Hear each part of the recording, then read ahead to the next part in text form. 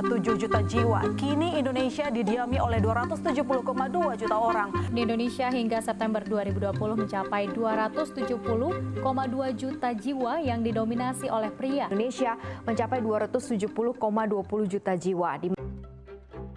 Pendudukan merupakan hal ihwal yang berkaitan dengan jumlah, struktur, umur, jenis kelamin, agama, kelahiran, kematian, perkawinan, kehamilan, persebaran, mobilitas, dan kualitas, serta ketahanan yang menyangkut politik, ekonomi, sosial, dan budaya.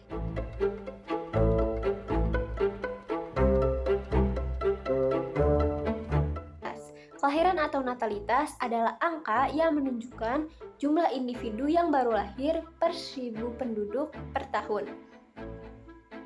Ada dua faktor penghambat dan pendorong kelahiran, yaitu faktor pendorong kelahiran yang pertama adalah kawin di usia muda dan anggapan bahwa banyak anak itu banyak rezeki. Lalu faktor penghambat kelahiran itu adalah program KB ataupun pasangan child free yang memilih untuk tidak mempunyai anak.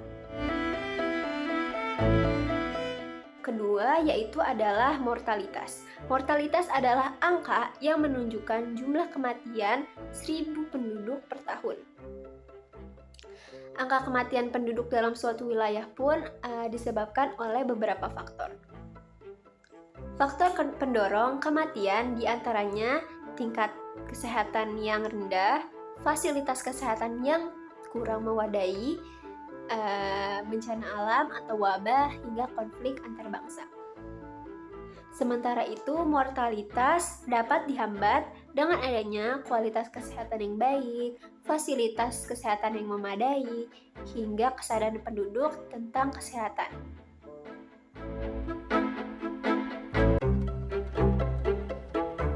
Ketiga adalah migrasi atau perpindahan.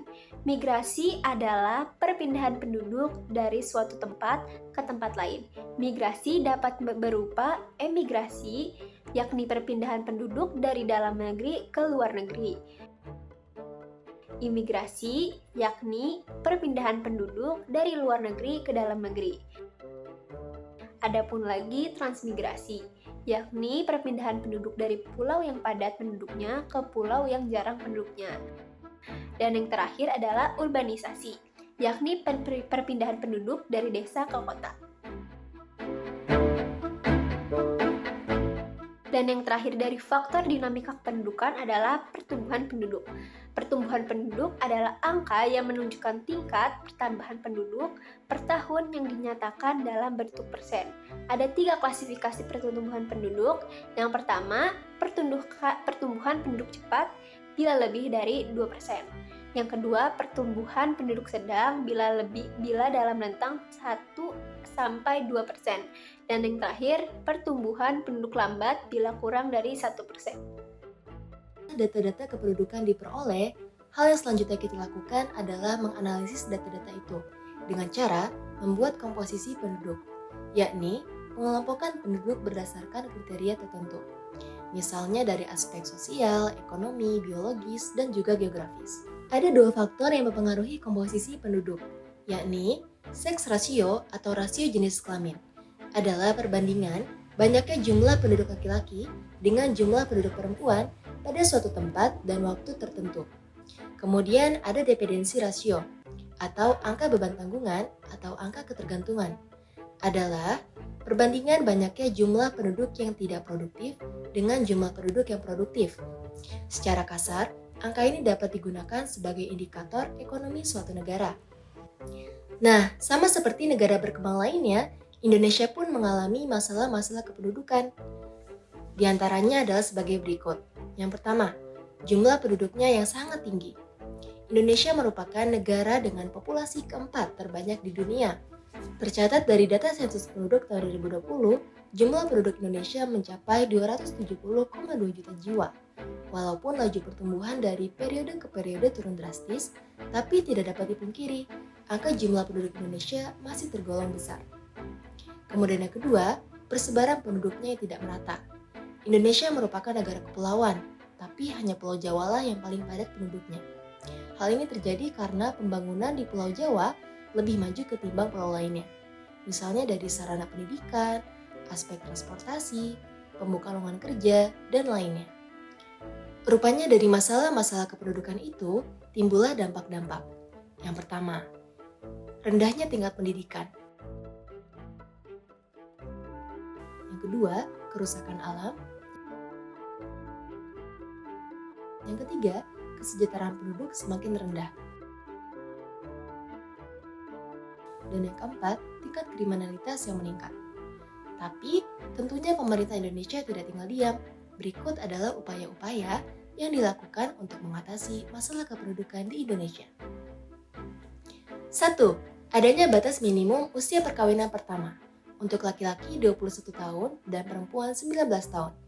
2. Adanya program keluarga berencana KB dan norma keluarga kecil bahagia dan sejahtera atau NKKBS. 3. Penambahan jumlah sarana dan prasarana pendidikan di daerah pelosok. 4. Adanya program transmigrasi. 5. Adanya program wajib belajar 12 tahun.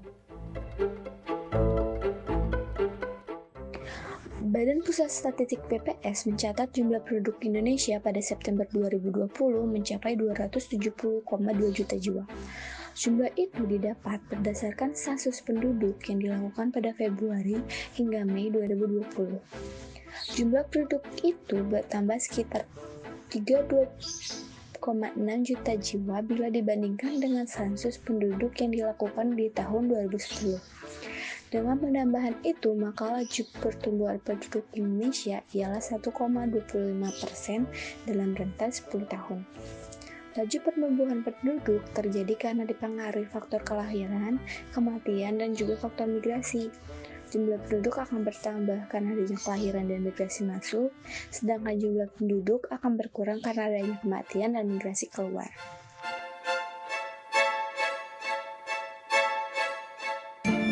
Harga komoditas minyak goreng terus mengalami kenaikan secara signifikan. Menteri Keuangan Sri Mulyani mengatakan ancaman utama bagi masyarakat adalah kenaikan harga berbagai barang kebutuhan pokok, sehingga penguatan pangan dan pelindungan masyarakat menjadi fokus pemerintah ke depan.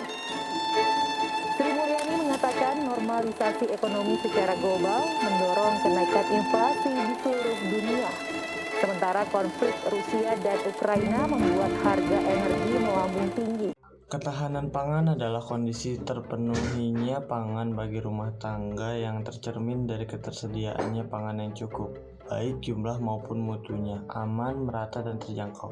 Ketahanan pangan menurut hasil lokal karya, ketahanan pangan nasional adalah kemampuan untuk memenuhi kebutuhan pangan anggota rumah tangga dalam jumlah, mutu, dan ragam yang sesuai dengan budaya setempat dari waktu ke waktu agar dapat hidup sehat. Salah satu indikator ketahanan pangan nasional adalah kemandirian pangan yang tidak bergantung pada pangan impor. Faktor ketahanan pangan. Faktor lahan. Lahan sebagai tempat tumbuh tanaman dengan segala daya dukungannya berpengaruh pada produksi pertanian yang dihasilkan. Faktor cuaca dan iklim. Iklim merupakan salah satu faktor pembatas dan proses pertumbuhan dan produksi tanaman. Jenis-jenis dan sifat-sifat iklim bisa menentukan jenis-jenis tanaman yang tumbuh pada daerah serta produksinya. Faktor teknologi.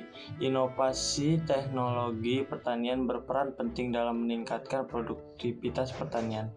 Mengingat bahwa peningkatan produksi melalui perluasan lahan ekstensifikasi sulit diterapkan di Indonesia. Faktor infrastruktur jalan dan irigasi secara signifikan memberikan kontribusi positif terhadap pertumbuhan dan produktivitas pertanian, serta sektor non-pertanian dan ekonomi nasional. Adapun upaya dalam menangani kerawanan pangan, yaitu 1.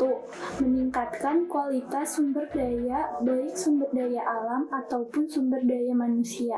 Contohnya, memperdayakan masyarakat dengan melakukan pertanian terpadu. 2. Melakukan pembangunan infrastruktur infrastruktur yang memadai, misalnya transportasi dalam distribusi pangan dan sistem irigasi pertanian. 3. Membuka lapangan pekerjaan dan kesempatan usaha. 4. Optimalisasi anggaran ketahanan pangan. 5. Revitalisasi kelembagaan pangan dan gizi sebagai koordinator dalam pelaksanaan program dan kegiatan penanggulan kerawanan pangan. 6. Pengembangan cadangan pangan yang dapat dilakukan dengan membangun lumbung pangan desa.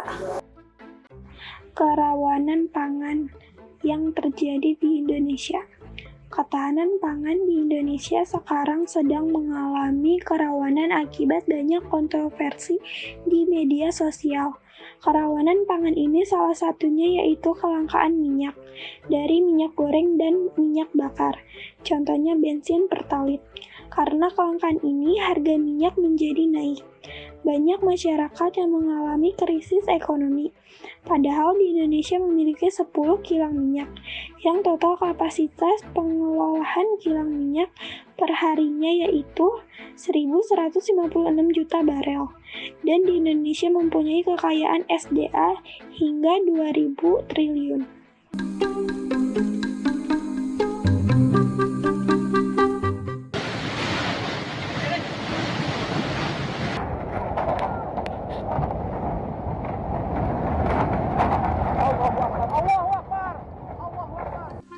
Mitigasi merupakan kegiatan atau tindakan untuk mengurangi dampak bencana. Sedangkan bencana adalah peristiwa yang mengancam kehidupan dan penghidupan masyarakat karena ancaman alam maupun non-alam. Mitigasi bencana adalah segala upaya untuk mengurangi risiko bencana.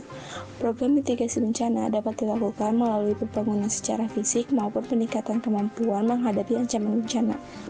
Mitigasi adalah kegiatan sebelum bencana terjadi. Contohnya, kegiatan antara lain membuat peta wilayah rawan bencana, membuat bangunan tahan gempa, penanaman pohon bakau, penghijauan hutan, serta memberikan penyuluhan dan meningkatkan kesadaran masyarakat yang tinggalnya di wilayah rawan tersebut.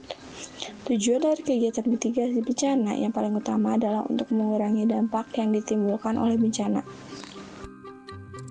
Jenis-jenis mitigasi. Yang pertama, mitigasi struktural.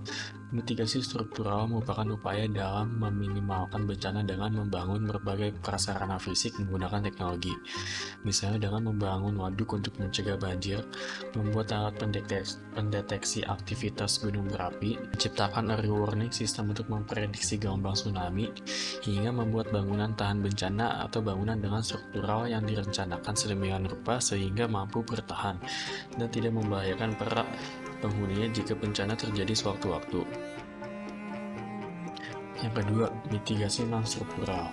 Mitigasi non-struktural merupakan suatu upaya dalam mengurangi dampak bencana melalui kebijakan dan peraturan. Contohnya, UU PB atau Undang-Undang Penanggulangan Bencana, pembuatan tata ruang kota, atau aktivitas lain yang berguna bagi penguatan kapasitas warga.